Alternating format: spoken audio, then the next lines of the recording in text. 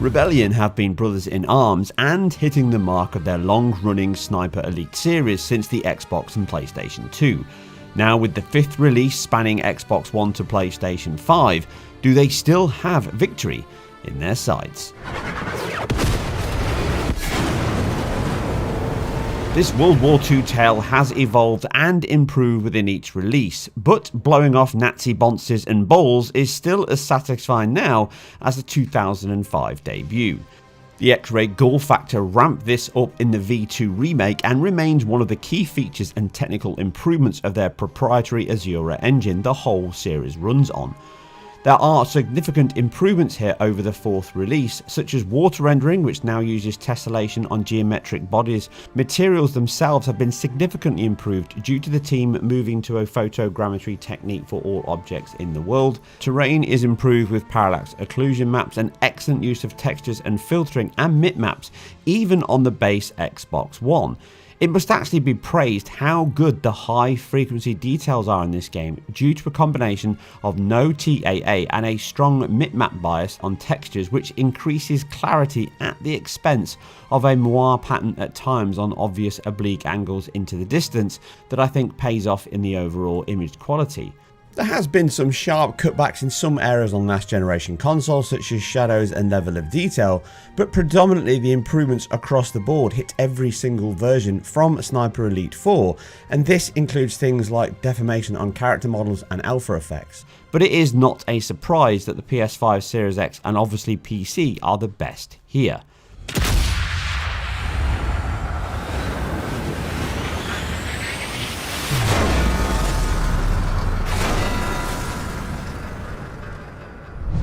The team and engine have a long legacy, and this includes supporting APIs such as Mantle back in the day. The current rendering engine supports DX12 and Vulkan on PC. Not too sure which version on consoles is supported, but DX12 is obvious on Xbox. It may be Vulkan based on the PlayStation consoles. Some of the improvements here are things like obscurance fields, which was available in the previous release, and these are analytical lower polygon proxy meshes, a little similar to capsule proxies you see in other titles. These are effectively sampled per pixel if an object is occluded or occluding other objects around walls or itself, such as arms, legs, or against floors, and you see this predominantly on the main character only, specifically around feet contacting the floor and self-shadowing on the body and legs. It can be a nice improvement on character interaction within the world, but it isn't a huge impact to the quality of the title itself, and it's more obvious once you turn it off than when it's turned on. In addition to this, it also uses screen space ambient occlusion, which improves the contact areas of foliage, walls, characters, and again, it does help improve the solidity and depth of the world, but due to the low calculation of the depth and overall resolution, even on the PC's best, it can leave a very strong, thick silhouette around objects at certain times, giving a little bit of a Jet Set Radio look. The engine also supports adaptive tessellation, specifically silhouette based on models. The aim of this is to improve the character's quality by subdividing the meshes only on the outer extremities of each character model dynamically within the camera frustum as it moves, and it improves the quality of materials and objects, as you can see on screen. Now this is only present on PS5 and it's not running on the Series X. Oddly, as you can see here, flicking back and forth, it looks like our characters hit the gym. But in actual fact, this might be a possible API signification, the fact that it's running Vulkan and therefore it's easier to implement, or it could actually be a bug because all PlayStation versions run this adaptive silhouette tessellation, but no Xbox console does. The increase in geometric detail is welcome, but it's not always as visible as what I'm showing here from these backs and forth, and it could also explain some of the differences we're seeing with the platform comparisons I'll get to in a minute. But the net result is on PlayStation consoles you get a far rounder head or eyeball as it's blown out of their face.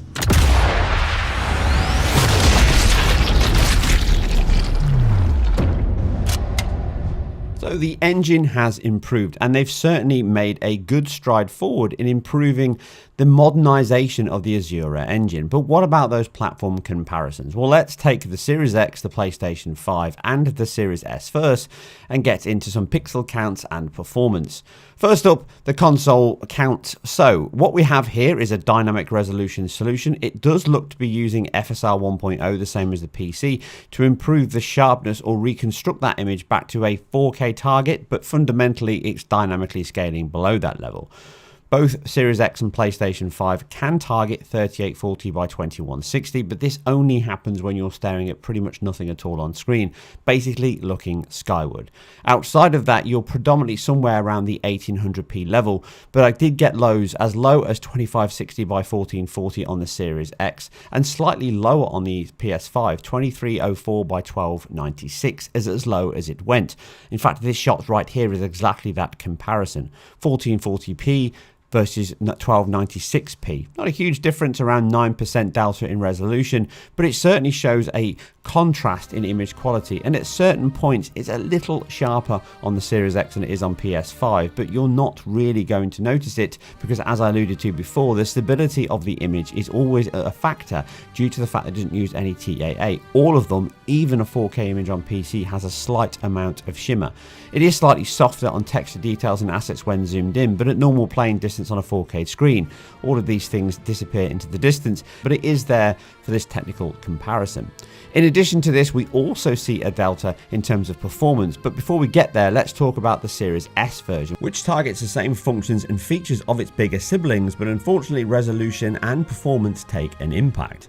Here it probably targets a 2560 by 1440p highest point, but I never counted that. The highest I counted, even looking at the ceiling, was 2048 by 1152, and it can drop as low often to 1536 by 864. Again, with dynamic resolution scalings, there's always the caveat that it could go higher and lower, but these are the most often ranges that I caught, which means in play, the Series S is often 1080p or below it, and this stands up to scrutiny when you compare the two versions. The delta between this and the other next-gen consoles, or current generation, is very apparent, but it stands out more when compared to the Xbox One X and the PS4 Pro, which both support higher resolutions, albeit with a lower performance target. But again, the game is very fast in action, lots of motion blur, depth of field, and predominantly you wouldn't notice it, and every single version has that level of instability under movement, which means the Series S certainly doesn't look the best of the bunch, but it at least targets a higher performance output.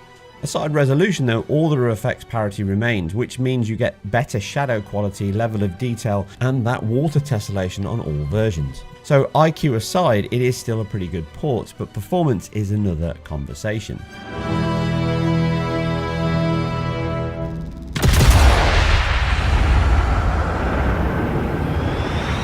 PlayStation 5 first, and it's a game of two halves. Just like the Series X, in open gameplay they are both pretty solid 60 FPS and hold closer to the higher levels of those resolutions.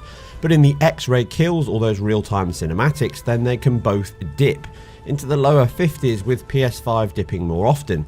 As you can see here, and the camera pans around and the internal organs explode, performance is affected.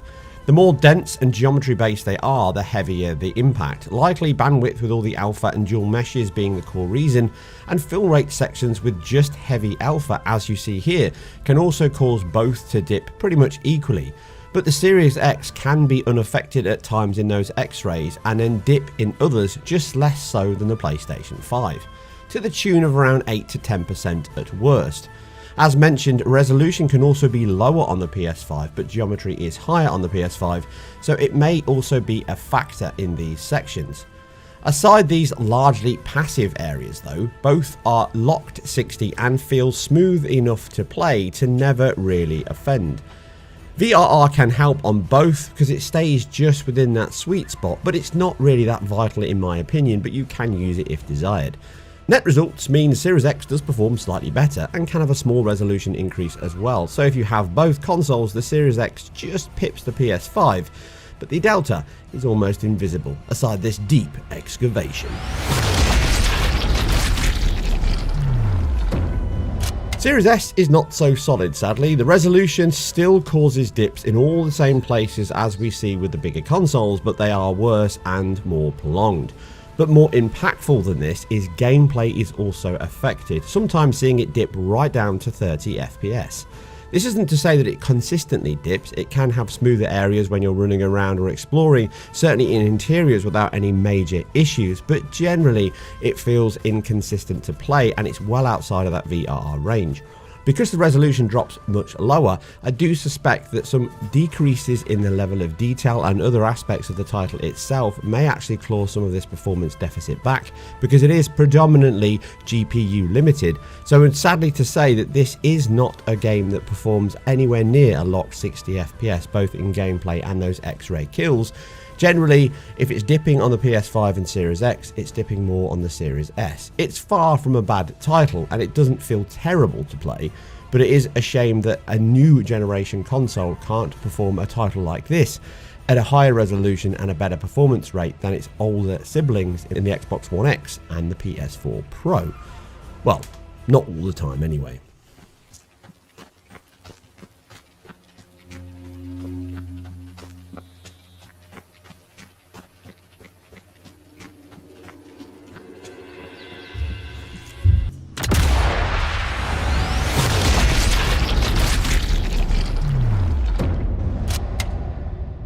The last generation versions unsurprisingly come in with lower levels of resolution, or at least in the Xbox One and the PS4.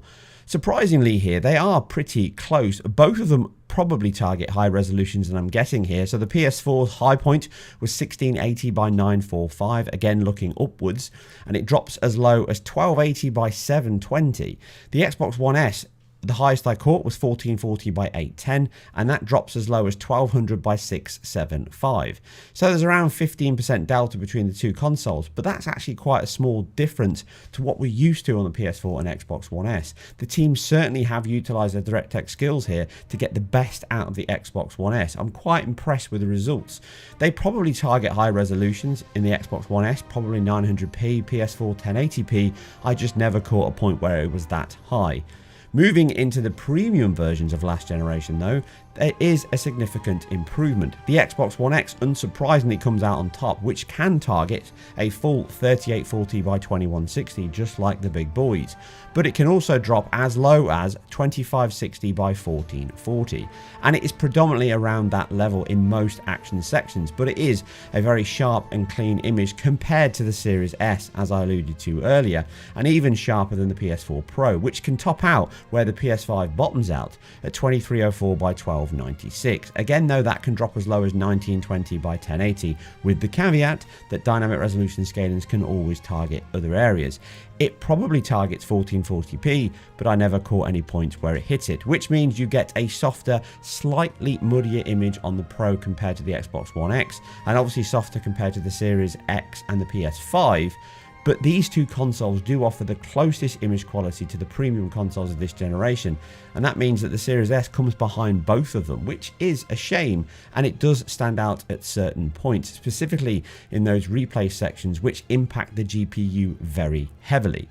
Overall, the image quality between the last generation and new generation is very close. The biggest deltas I saw is level of detail, with the foliage levels and some of the other areas such as shadows looking to be on low and medium on the PS4 and the Xbox One, and then on the Pro and Xbox One X they both target the same levels of high or some ultra on the Series X and PS5. They're very close, but shadows and level of detail, as you can see on screen, are the biggest differences between last generation and now generation. It's close to the PC's best across the board, and this means things like that water tessellation, the deformation on characters, the bokeh shapes in the depth of field, the per object motion blur and camera and radial blur that happens throughout the title. All of that is carried over to every single format, meaning you don't miss out pretty much if you play it on the Xbox One all the way up to the PS5 or Series X. But performance is another conversation, and these last generation consoles, none of them target 60 FPS. That is exclusive to the Series S, the Series X and the PS5, and obviously PC, which can go over and above depending on your hardware. This means that performance sticks to a level of 30 more often than not, but once we get into GPU heavy sections, again, the same conversation we've had before, all of the same issues arise, and they can now drop down to the low 20s.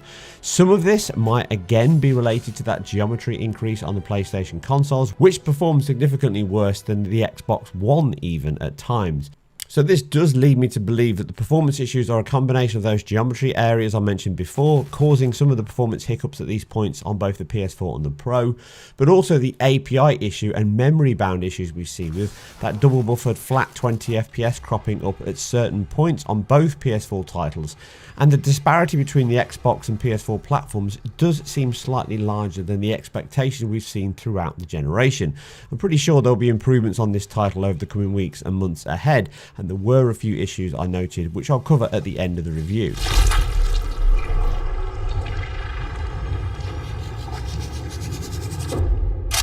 The conversation around the Xbox One X and the PS4 Pro is pretty similar. Predominantly the Xbox One X has a higher resolution, it performs better overall, and all the last generation consoles hit the 30 FPS target more often. They can both dip in certain X-ray sections and certain cinematics, but if it's going to dip, it's going to dip more on the PS4 Pro than the Xbox One X, and generally performance is pretty rock solid on the One X. In fact, if you have a 4K screen, I'd actually recommend the Xbox One X version over the Series S. It's more consistent and has better image quality overall. Yes, the Series S can hit 60 FPS, but it feels less consistent to play, and on a 4K screen, it certainly is not as impressive looking as the Xbox One X is.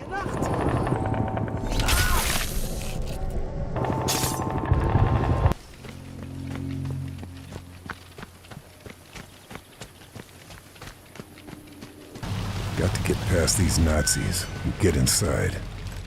As an update, it is certainly a much better release than 4. From world activity in dynamic vegetation, smoke and alpha effects, excellent water physics and SSR reflections, and the photogrammetry moves from the team with the abundant light sources that the engine offers, thanks to it being a deferred base renderer, greatly increases the solidity and the accuracy of all materials with excellent light attenuation and reflectance. The asset improvements also aid the IQ. Now, aside specular highlights on dark contrasting scenes, there being the obvious blight on stability under temporal motion, it is a better choice not using TAA with the age of the engine and all the other constraints around it than sticking TAA on top, which I think would soften the overall image and IQ here, and it certainly improved the Xbox One with a lower resolution base. Even though it looks quite unstable at times, it certainly doesn't have that soft, muddy look that a lot of modern engines and TAA based engines do nowadays. It takes advantage of the new generation of consoles in terms of the SSD, the I/O and compression techniques by being 3 to 4 times faster than the fastest of the last generation consoles, all within a hair's breadth of each other. The last generations are pretty fast, with the PS4 Pro powered with an SSD edging sub 20 seconds, which shows that it is bandwidth limited at certain points, but it does take advantage of the compression block at some level on both Series X, Series S and PlayStation 5. But obviously the X-ray shots hit and hit hard as the biggest technical leap in the title itself. Eyes, brains, hearts and lungs and more are all Mortal Kombat-ified, and they've added more alpha effects here, which, although great as skull and claret debris flies through the air in slow motion, it can also hide some of the deformation of the skull and geometry underneath. It certainly looks less visceral than 4 could at times, which might be an obvious stance by the team, and it's clearly been improved in many areas, but I'm sure, like me, you'll find certain aspects of 4 better here. The dynamic nature of these moments are a clear example of technology improving gameplay. Even from handguns, explosions and more, it really enhances the tense and satisfying moments as you take out the enemy from near or afar. But the game does have a collection of issues I had throughout my playthrough. I got stuck on a PS5 mission and I couldn't get the key, so I had to reset the whole first mission and play it again because it wouldn't let me pick up the key even though I had. Lots of points where the enemy would be shot and then continue with their animation routine before then dying, and even getting stuck in T-poses and other areas across the title. So there is definitely issues across every single version that certainly need to be addressed, and there's already been 4 patches. This is patch 104 that I've tested here. But as is par for the course in this modern age, I'm sure many patches will come to improve these areas and others that I haven't covered, and close that delta up between the Xbox and PlayStation platforms, which I think is a little wider than you would normally expect. Overall, Sniper Elite 5 is a beautiful update to Sniper Elite 4. It doesn't change the game significantly, and it hasn't improved everything to a level that makes it transformative, but it does take the Asura engine and add a lot of modern features into it, and I think the integration of FSR 1.0 is actually a testament of how quick you can implement a solution such as that, and that's exactly why it needs to exist. But that's another performance review done. Remember to keep your IGN for much more like this. Meanwhile, I'm off to take out more Nazis who aren't the smartest fellas on the battlefield. I'll catch you on the next one.